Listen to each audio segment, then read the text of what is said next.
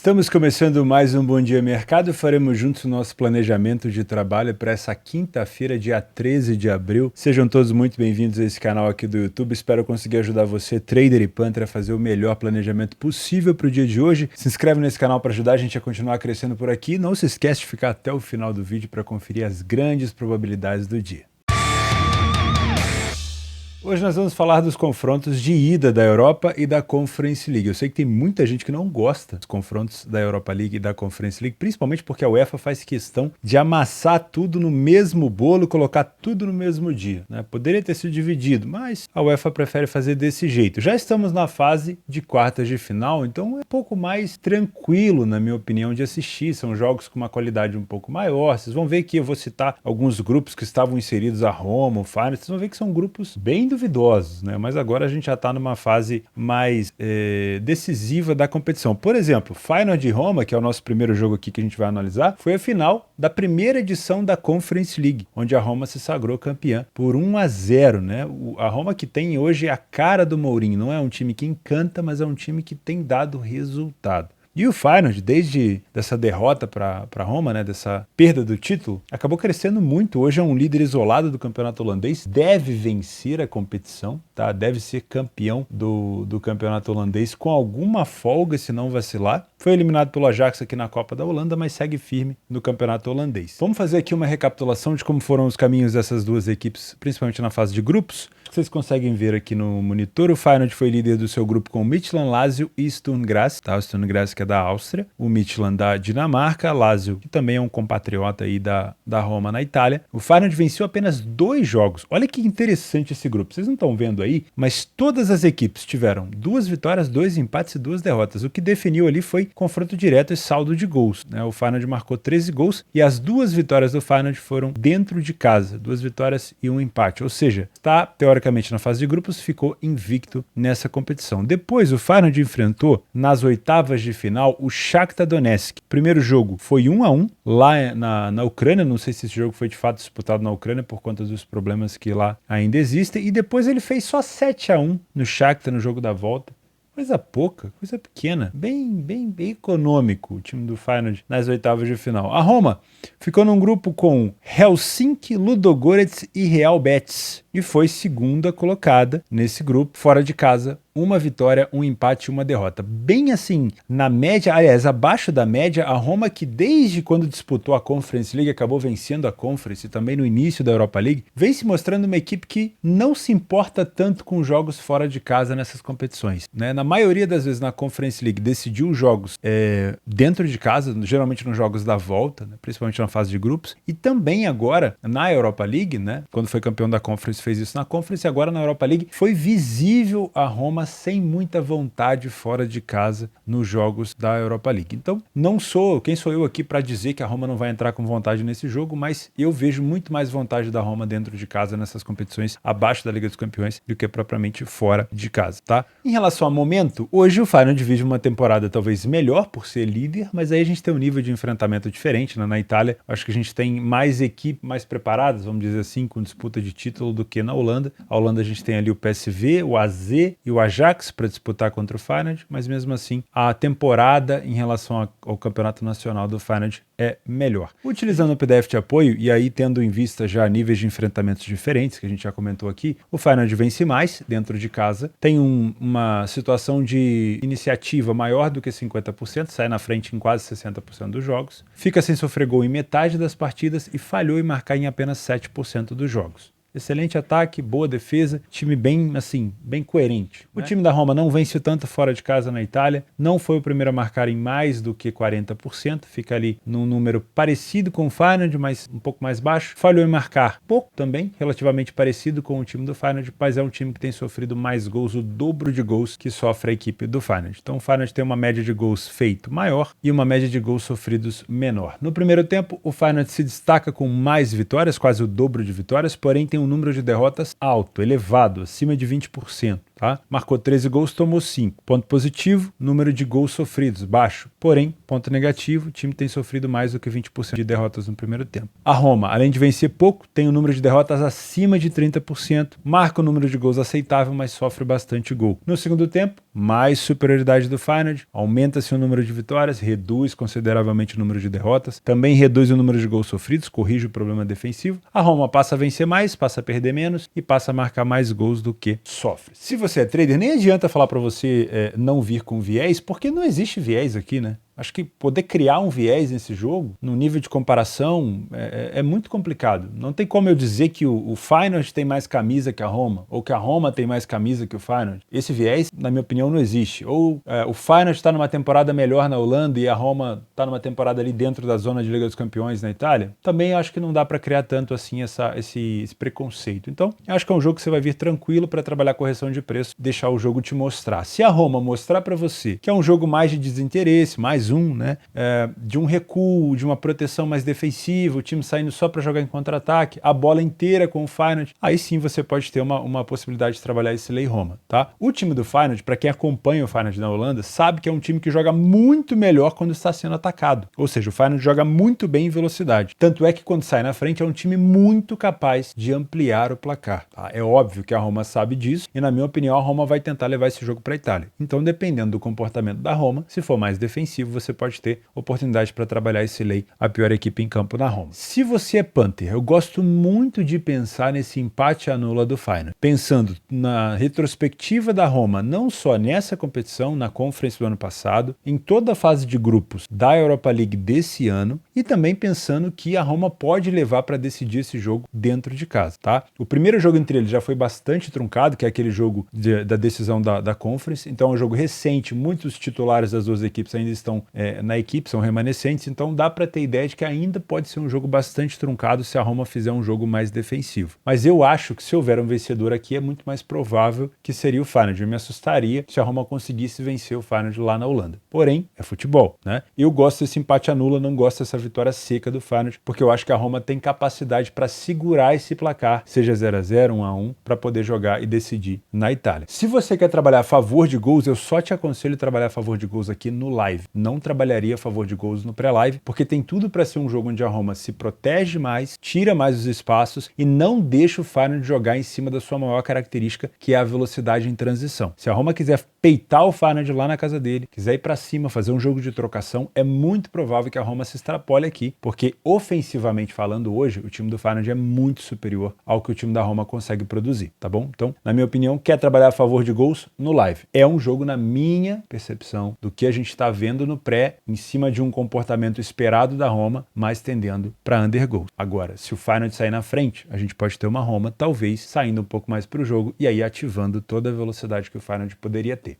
Arma da Roma, e aqui muito cuidado, bola aérea. A Roma é um time que marca muito em escanteios e levantamento para a área. Às 16 horas, também na Europa League, o Bayer Leverkusen da Alemanha enfrenta a União Saint-Gilloise da Bélgica. E eu tô olhando para essa cotação do Leverkusen tentando entender por que essa cotação está tão baixa. O Leverkusen é uma equipe que enfrentou o Ferencváros da Hungria nas oitavas de final e vai enfrentar a União Saint-Gilloise, que eliminou a União Berlim, grande time da Alemanha esse ano, fez uma excelente campanha e jogou de uma maneira muito perigosa contra a União Berlim, jogando em contra-ataque. Eu vou mostrar para vocês daqui a pouco o gráfico de pressão e o mercado vai vir muito pesado no Leverkusen, imaginando que o Saint-Gilloise vai só se defender nesse jogo. Cuidado, tá? Vamos dar uma passada de pano aqui para ver como chegam essas duas equipes. O Leverkusen, primeiramente, veio da Liga dos Campeões. Ele, se eu não me engano, olha só, tô com uma memória, já tô ficando velho, né? Tô com uma memória não tão boa, mas eu vou tentar lembrar. O Leverkusen, ele ficou num grupo com o Bruges, com o Porto, o Atlético de Madrid, se eu não estou enganado, tá? Eu acho que é isso. Ele caiu em terceiro para estar na Europa League, obviamente ele caiu em terceiro. Se eu não me engano, o Atlético de Madrid que ficou em último.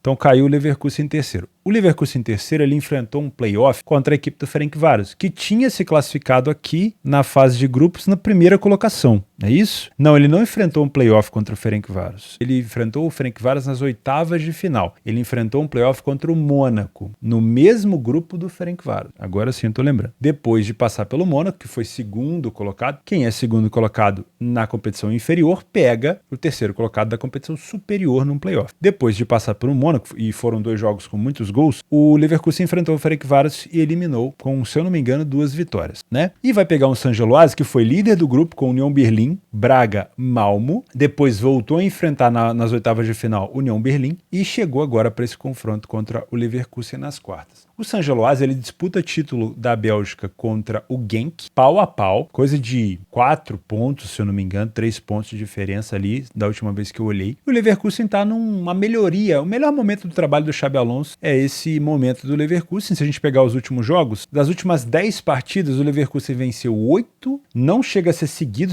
foram 7 seguidas, um empate contra o Freiburg e uma derrota para o Mainz dentro de casa, tá? E aí a gente pode levar em consideração 3-1 contra o Frankfurt, 3-2 contra o Werder Bremen, 4-1 contra o Hertha Berlim e 3-2 contra o Mônaco nesse jogo que eu comentei, jogo da volta dos playoffs. Então um time que está numa fase muito boa, mas essa cotação, ela é perigosa e eu vou mostrar para vocês por quê. Vamos dar uma olhada primeiro no desempenho do Leverkusen na Alemanha e aí você vai ter todo o início de trabalho que não foi tão bom e depois uma melhoria do trabalho do Leverkusen. Já o San Geloase, na Bélgica, disputando o título, também com uma campanha muito boa. Em relação a vitórias, hoje o San Geloase vence mais, só que tem mais número de jogos. O Leverkusen toma mais iniciativa, sai mais na frente. As duas equipes falham um pouco em marcar, o ataque do San Geloase marcou mais gols. E as duas defesas têm sofrido gols ali com determinada frequência, porém a equipe do San Geloase sofre um pouco mais de gol. No primeiro tempo, muito parecido os números em relação ao número de vitórias, derrotas, gols marcados, gols sofridos. Acho que não dá nem para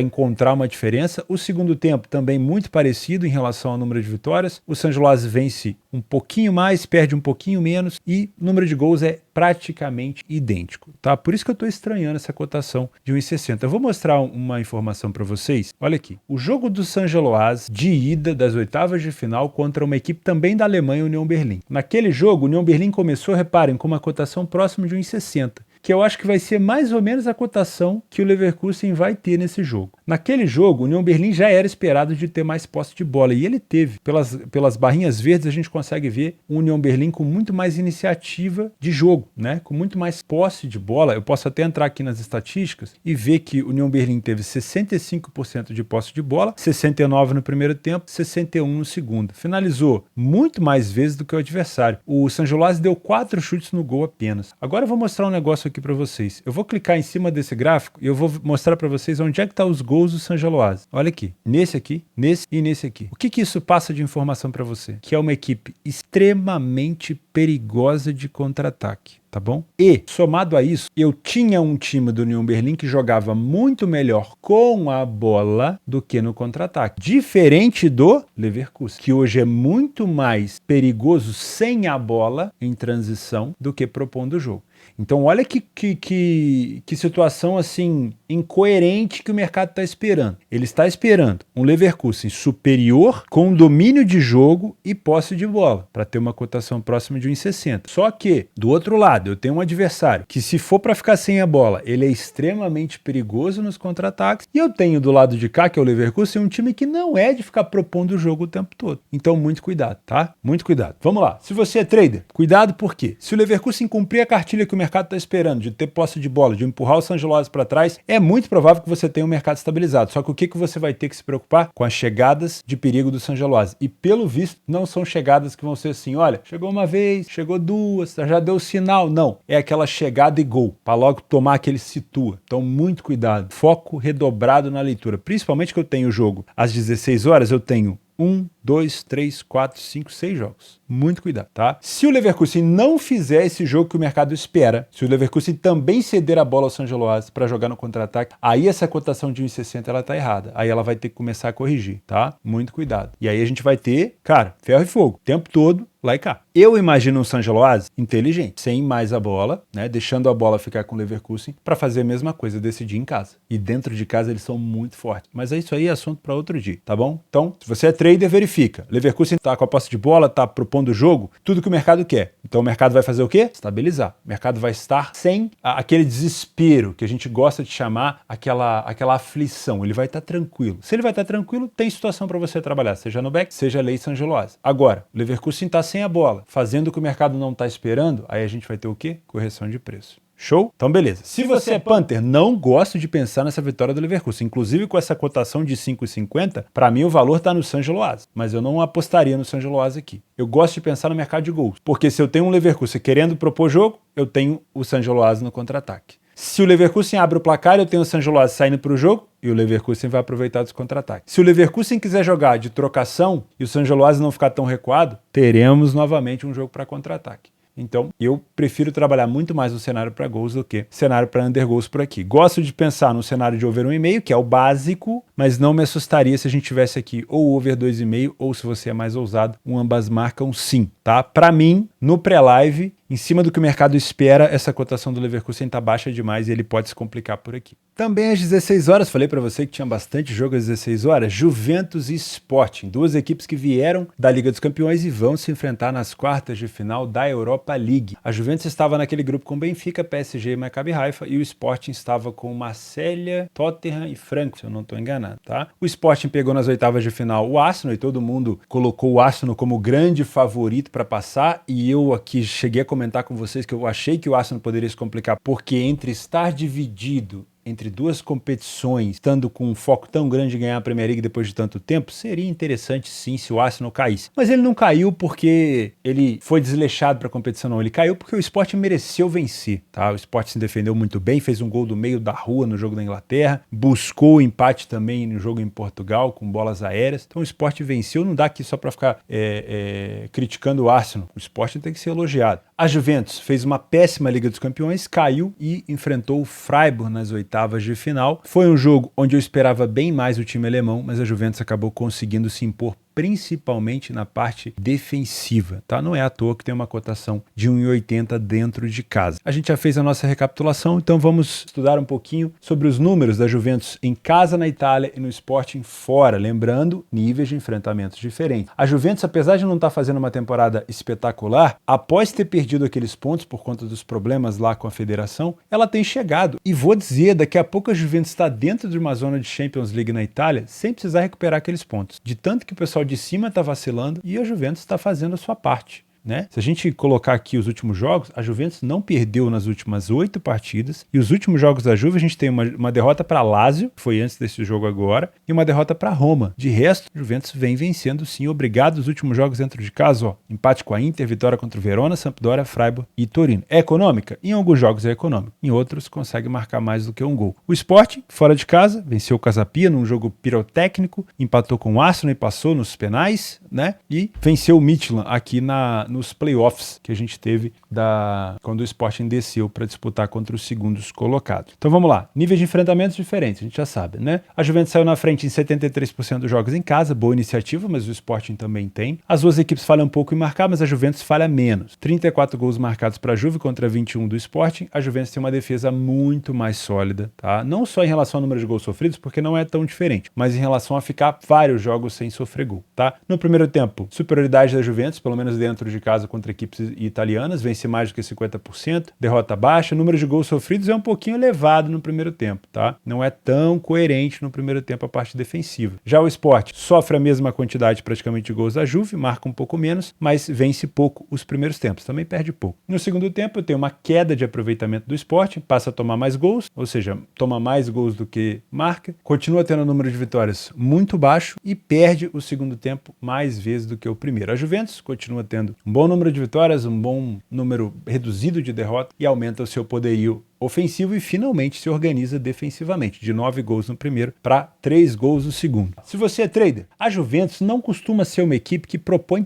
tanto jogo, tá? Não tem sido um time de pleno domínio, mas tem capacidade. Recuperou os jogadores que estavam com problemas, né? A Juventus retornou agora o Milik, que estava lesionado. É um time que vai recuperando aos poucos todos os jogadores que tem à disposição. Porque, vamos ser sinceros, ofensivamente a Juventus, se tiver os jogadores que tem disponível, Milik, Vlahovic, Chiesa, as contratações da Juve ofensivamente foram muito boas, né? Eu gosto demais do Di Maria jogando pela direita, então é um time ofensivo muito bom. Se se conseguir se impor dentro de casa, você que é trader vai ter oportunidade para trabalhar talvez um lay ao Sporting aqui. Muito cuidado, porque o Sporting é um excelente time de contra-ataque em velocidade, mostrou isso contra o time do Arsenal, principalmente em casa, não só fora não foi tanto, mas principalmente em casa, e também um excelente time de bola aérea, principalmente nos escanteios, tá? Então, se você quer trabalhar contra o Sporting, você precisa de uma Juventus propondo o jogo. Se for um jogo mais truncado, se o Sporting vier também para jogar, vai ser um pouco mais complicado. Agora, se a postura do Sporting for defensiva, aí certamente você vai ter oportunidade para trabalhar ou esse back Juve ou esse lay a equipe do Sporting, tá? Se você é Panther, nesse primeiro jogo, eu gosto muito de pensar nesse empate anula da Juventus, porque podemos ter um Sporting mais pautado em decidir dentro de casa. É a primeira vez nessa competição que ele vai decidir em casa. Primeiro jogo, os playoffs contra o Midtjylland, ele jogou o primeiro jogo em casa, foi um jogo bem morno, que o Sporting foi empatar com o gol do Coates lá no finalzinho, não estava afim de jogar, e no segundo jogo também não parecia que não estava tão afim, mas aí ficou com um jogador a mais, deu uma goleada no Midtjylland.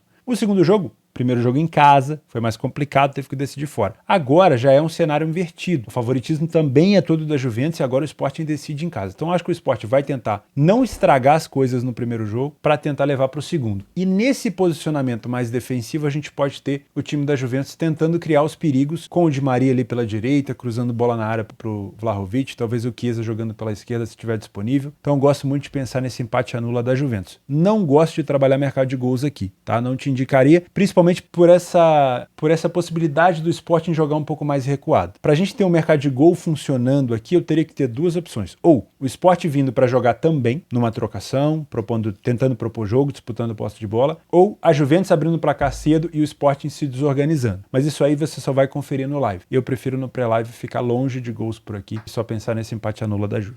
Ainda às 16 horas, prometo, esse aqui é o último que a gente vai analisar com tanta ênfase assim, tá? Manchester United contra o dono da Europa League, o Sevilla. O Sevilla é o maior campeão dessa competição, mas não vive um momento tão bom. Já não está sendo treinado pelo Sampaoli, não vive uma fase tão boa assim na Espanha, concedeu gol nos últimos 8 jogos seguidos. Se a gente buscar os últimos jogos do Sevilla aqui, a gente vai conseguir ver fora de casa uma sequência de derrota muito grande, né? Teve essa derrota para o Fenerbahçe no jogo decisivo, né? Nas oitavas de final, mas ele acabou vencendo o Fenerbahçe em casa, teve uma goleada sofrida por 6-1 para o Atlético de Madrid, perdeu para o PSV também aqui, então assim, não é um Sevilla tão bom, né? O Sevilla que caiu num grupo da Champions League com City, Dortmund e Copenhaga, aí ele desceu para disputar os playoffs, se eu não me engano disputou justamente com o PSV, conseguiu segurar no jogo da volta, não foi eliminado, aí nas oitavas de final enfrentou, como a gente já comentou aqui, o Fenerbahçe do Jorge Jesus e passou, né? Vai crescendo numa competição que ele sabe jogar demais. O United já foi segundo colocado aqui na fase de grupos da Europa League, já veio direto para a Europa League, não disputou a Liga dos Campeões. Foi o início do trabalho do Ten Hag, então fez jogos bem ruins, ainda tinha o Cristiano Ronaldo quando fez o primeiro jogo contra a Real Sociedad, não jogou assim nada, aí depois foi recuperando,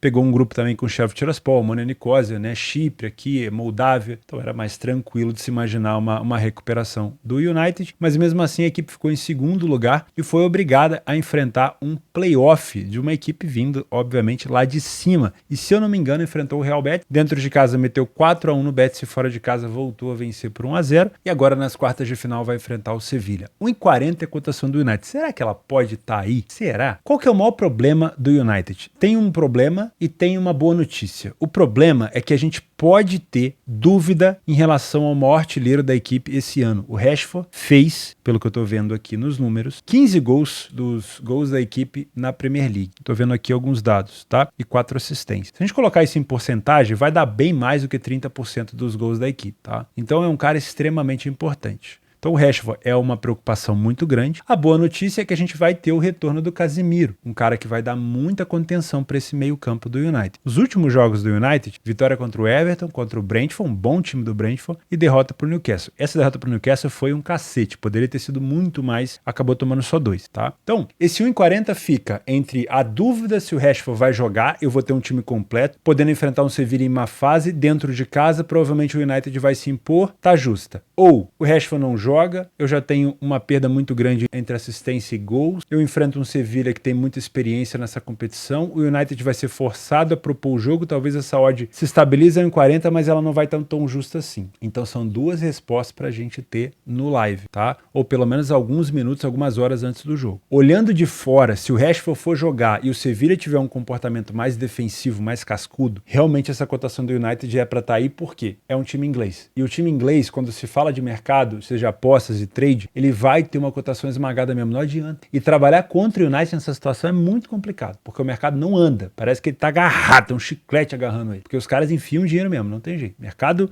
de competições da UEFA, com o time inglês, vixi, tá doido. Às vezes o time nem tá jogando tão bem assim. Agora, se eu tiro o Rashford do time, eu tenho um Sevilha mais agressivo num contra-ataque, mais preparado para enfrentar o United, time copeiro. Ao perceber isso dentro do jogo, dentro do live, você vai ver a cotação do United mexendo. Talvez não mexa tão rápido, porque como eu falei, o mercado segura, mas ela vai mexer. E aí o valor desse jogo vai começar a se modificar, tá bom? Então, essa linha do United de 1,40 já é o limite do limite. Eu vejo muito mais valor para trabalhar aqui no trade do que em punch, tá? Protocolarmente, o PDF de apoio, a gente vai ver um United com muitas vitórias dentro de casa, sai na frente com muita frequência, falhou em marcar poucas vezes e em 60% dos jogos ele não sofre gol. Sevilha, com uma péssima campanha fora de casa, mas ainda assim tem uma iniciativa boa, com 50% das vezes saindo na frente, falha pouco em marcar, mas é um time que tem sofrido muitos gols. O United é melhor no primeiro tempo, né? Bem melhor, sinceramente, e também é muito melhor no segundo tempo, onde o Sevilha tem o maior número de derrotas e gols sofridos, tá? Então, se o United estiver na frente do placar e o Sevilha não se cuidar, ele pode acabar se estrepando aqui. Mas eu acho que o Sevilha não vem para se expor nesse jogo. Se você é trader, o valor eu acho que você vai conseguir encontrar muito mais no live em relação a trade. Porque se o United estiver muito bem com o Sevilha recuado, você vai poder trabalhar esse back United com uma cotação mais estabilizada,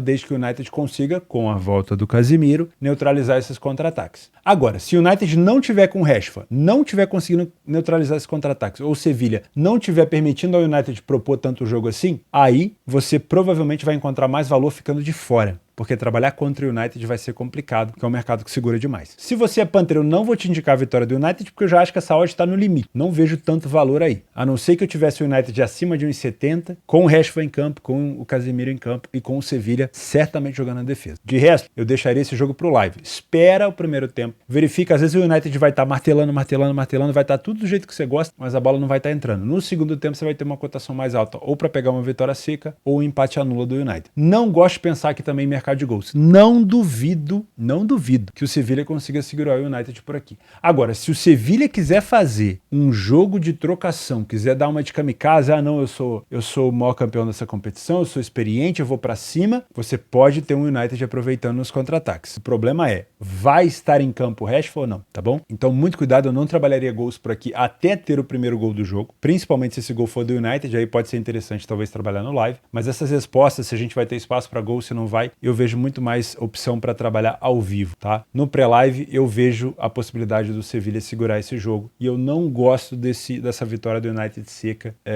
com a opção do Rashford não estar em campo, com essa possibilidade. Tá? Então, se for trabalhar ao vivo no United, espera o segundo tempo, pega uma odd mais alta e, de preferência, encontre um United pressionando o Sevilha, empurrando o Sevilha para trás. Fora disso, eu não vejo tanto valor assim nessa vitória do United. Nos jogos extras dessa quinta-feira, toma cuidado, porque é muito jogo ao mesmo tempo, né? Principalmente os jogos da Conference da Europa League, então cuidado para não se perder, tá? Essa semifinal aqui da Copa da Grécia é o jogo da volta. O primeiro jogo entre eles foi 5-1 pro PAOK. O PAOK já está classificado. Então entrar nessa vitória do PAOK pode ser um perigo, tá? Porque o PAOK pode jogar com time misto, com time reserva, com time juniores, e o PAOK tá focado também no Championship Round ali da Superliga da Grécia. Então cuidado, tá? Pode ser que vença, é mais time, mas olha, eu não apostaria no PAOK aqui. É mais um alerta para você, tá? O Gent enfrenta o Escher, não é o Genk, é o Gent, que é um bom time da Bélgica, mas não é o melhor de lá nesse momento. E o Escher não vive uma boa fase na Premier League, mas o Escher fez uma excepcional Conference League. Esse jogo é de Conf. Então eu vejo algum valor nesse empate anula do Escher, tá? Mas seria um jogo para trabalhar ao vivo. Acho que o Escher nos dois jogos consegue passar. Lech Poznan contra a Fiorentina. Acho essa odd da Fiore relativamente baixa, porque o Lech Poznan é uma equipe muito forte, marcou nas últimas 10 partidas, marcou 2 ou mais gols nas últimas 4, é um time chato, tá? Que pode complicar a vida da Fiore. Se quiser trabalhar alguma coisa aqui, eu gosto muito de pensar nesse over 1,5, tá bom?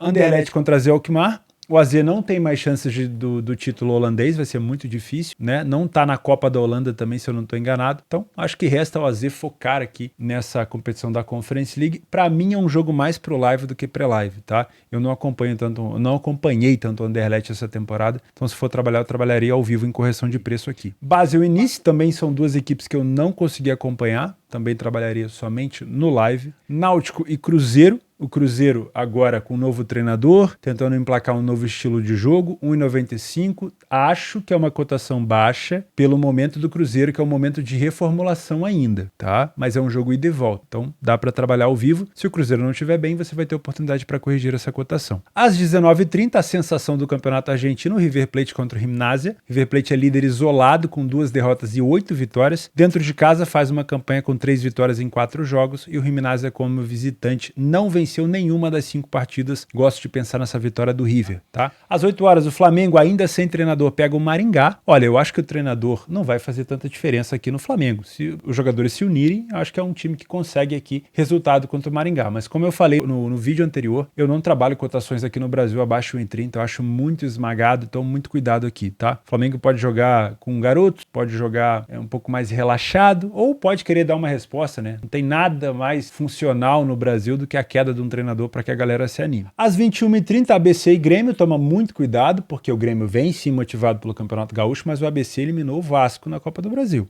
O Grêmio, não duvido que possa proteger, tentar segurar esse jogo para decidir na arena, tá? Então, não acho que seria um jogo para enfiar back Grêmio assim de qualquer jeito, tá? O ABC não é um time bobo, dá para ficar de olho nesse jogo ao vivo, tá? Para ver se tem algum valor nesse empate anula do Grêmio, beleza? Eu vou ficando por aqui, muito obrigado pela sua companhia, pela sua audiência, não esquece de participar aí dos sorteios que a gente tem disponíveis tanto nos comentários quanto na descrição do vídeo. Fica com Deus e até sexta-feira.